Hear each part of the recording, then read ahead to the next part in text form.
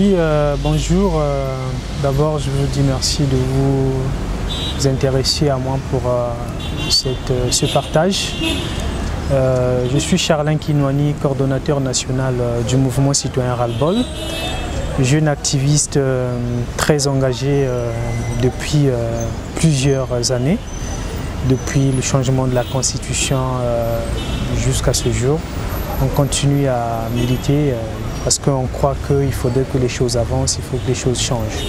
Donc je suis à la tête du mouvement citoyen Ras-le-Bol, qui est un mouvement citoyen, qui n'est pas un parti politique, qui rassemble un bon nombre de jeunes qui croient en l'avenir du Congo, qui croient que les choses vont mal et qu'il faudrait bien entendu là que ces choses-là changent.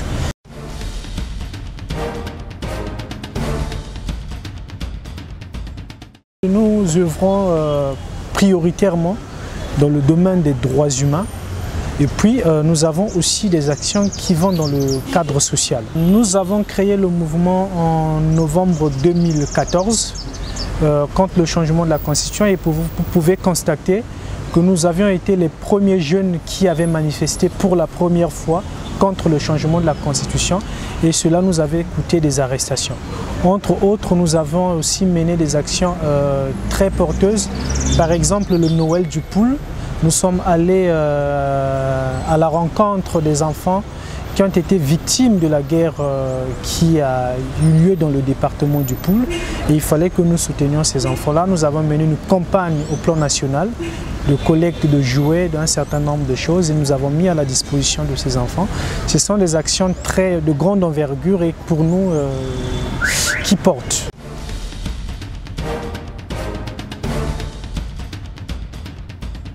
Le sens que vous pouvez donner à notre combat, c'est celui de la recentration du citoyen au cœur de la vie politique.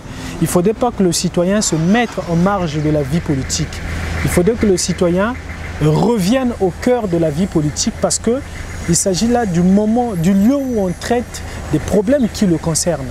Donc il ne faudrait pas qu'il se mette à l'écart, il faudrait qu'il se mette au centre et voie comment la chose publique est gérée et de temps en temps interpeller les pouvoirs publics dans leur façon de gérer la chose publique.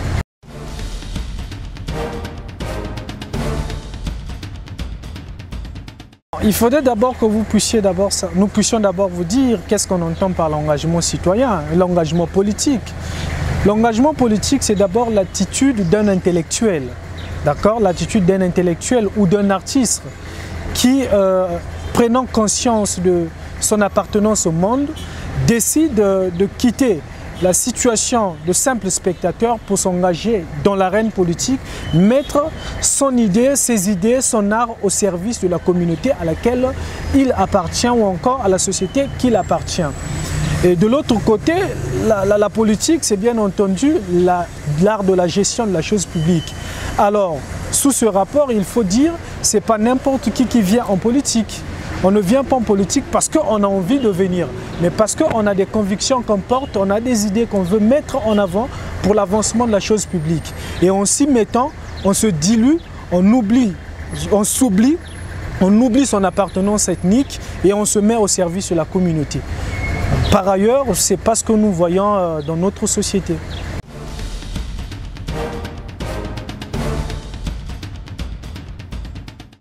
Il faudrait bien entendu que nous puissions relativiser. Il y en a, tout comme à la majorité présidentielle, au centre et à l'opposition de la société civile, des jeunes qui s'engagent, qui ont des convictions et qui se sont lancés en politique. Mais il y en a qui viennent par opportunisme, qui considèrent que la politique c'est un ascenseur social. C'est-à-dire on s'agrippe, on y rentre, on se fait de l'argent et voilà, on rentre bredouille, on sort de là les poches garnies avec un parc auto assez fourni. Et c'est là tout le problème. C'est là tout le problème. Donc, quand vous prenez à la majorité présidentielle, il y a des jeunes qui sont bien engagés, qui savent ce qu'ils veulent, qui veulent apporter quelque chose à la République. Maintenant, de l'autre côté, il y en a qui arrivent parce qu'ils veulent profiter. Tout comme aussi de l'opposition. Il y en a des jeunes qui pensent que, bon voilà, je fais la politique, je veux que les choses avancent, les choses changent, mais quand les choses avancent, changent, accèdent aux postes, aux hautes responsabilités, accèdent à un certain niveau, se disent, bon ben voilà, ils se comportent maintenant comme tout le monde. Alors que ce n'est pas ça la politique.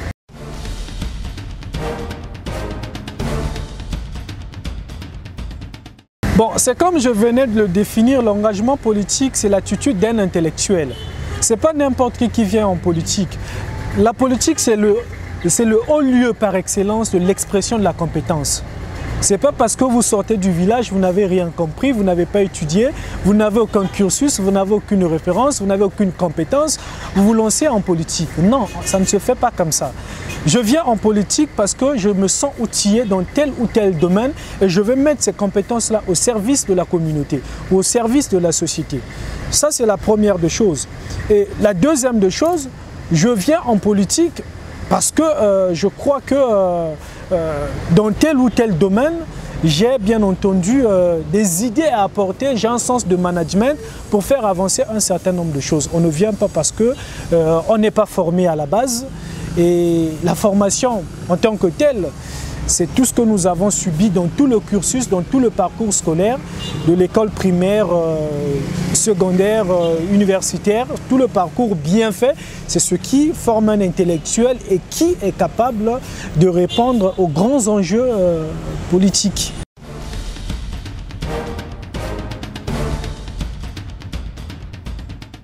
Il faut d'abord dire une chose, moi j'aime pas trop parler de personnes, j'aime parler de l'être humain et de ce qu'il fait au cœur de la société dans laquelle il habite et dans laquelle il fonctionne. Il faut d'abord savoir comment ces jeunes-là accèdent au poste de responsabilité. D'accord?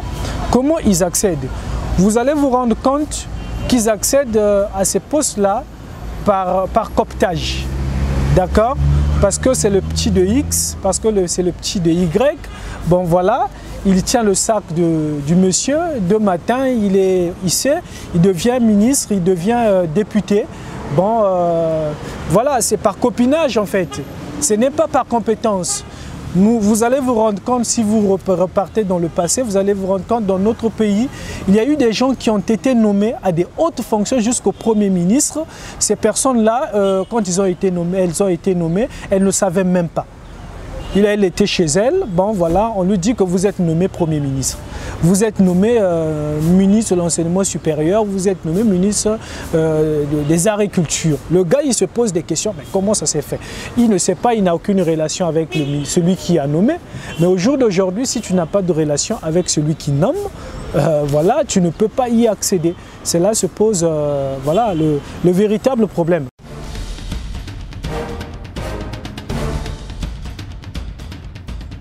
Oui, la politique, vous devez savoir une chose, et ça c'est très grave.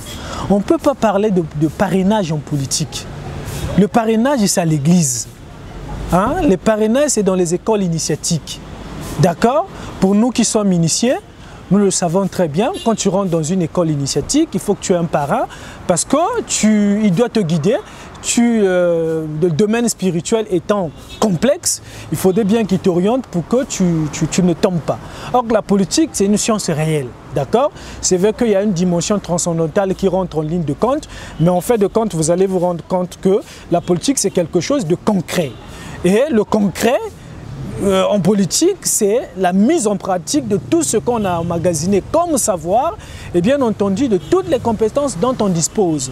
Maintenant, si on pense qu'il faut le parrainage, vraiment c'est du n'importe quoi. Et c'est pourquoi vous allez vous rendre compte qu'il y a des gens qui sont des incompétents, qui sont nommés parce qu'il a été parrainé par X ou Y. X a dit c'est mon petit, il faut le mettre là. Mais c'est un yo-yo au final. Il ne sait rien, il n'a pas de compétences, il n'a aucune valeur à apporter à la République.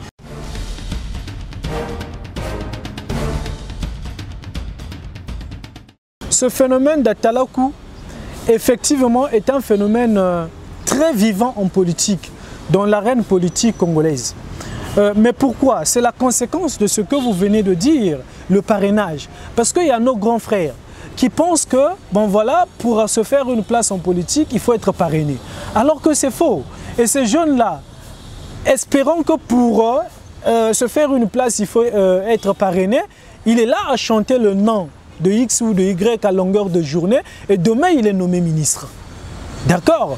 Et à côté de cela, il faudrait que, si vous ne le savez pas, au jour d'aujourd'hui, il y a une pratique qui va même au-delà des considérations politiques. Les jeunes sont prêts à sacrifier même leur humanité simplement pour accéder à certains privilèges sociaux. Alors que c'est grave. Vous savez, je ne sais pas si vous le savez, aujourd'hui, au plus haut niveau, on assiste à des pratiques incestueuses, à des fins cultuelles. Simplement, et c'est des jeunes qui subissent ça. C'est des jeunes qui n'arrivent pas à serrer les fesses et qui vont avec un certain nombre de dignitaires pour pouvoir accéder à un certain nombre de privilèges. Et au final, ils sacrifient leur humanité. Ils sacrifient le fait d'être humain. Et d'accord, il a le poste de député, il a le poste de ministre, il a le poste de comment on appelle, le directeur de ceci ou de cela. Mais qu'est-ce qui lui reste d'humain au final?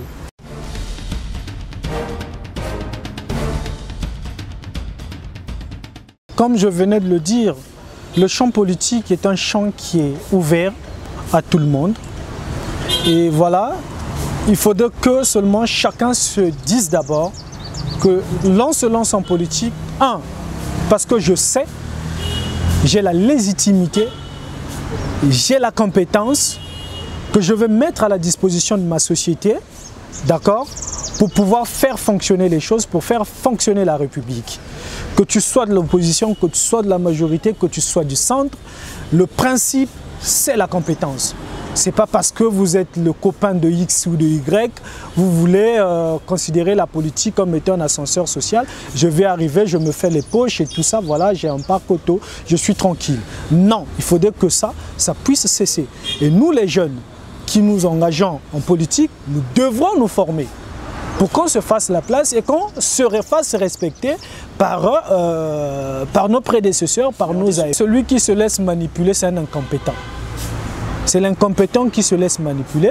Moi, je suis un jeune, j'ai étudié, j'ai du respect pour ce que j'ai fait, pour la carrière que j'ai faite.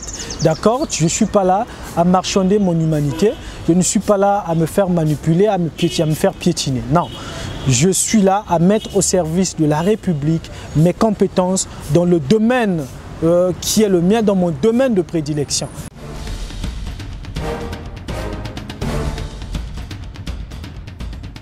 Et donc, pour les jeunes qui veulent bien s'engager en politique, qu'ils le sachent que la politique ne consiste pas à mettre en avant sa tribu, son clan, que parce qu'on est nommé député, on est élu député, on repart de temps en temps dans son village à Gamboma pour aller faire des dons à Gamboma, alors qu'on pouvait aussi aller le faire à Muyonzi, à Madingu.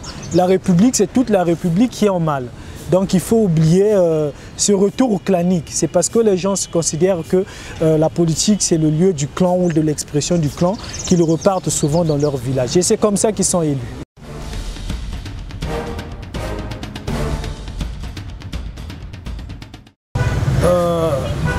Responsabiliser le citoyen, lui remettre au cœur de la chose publique pour pointer la redevabilité des pouvoirs publics.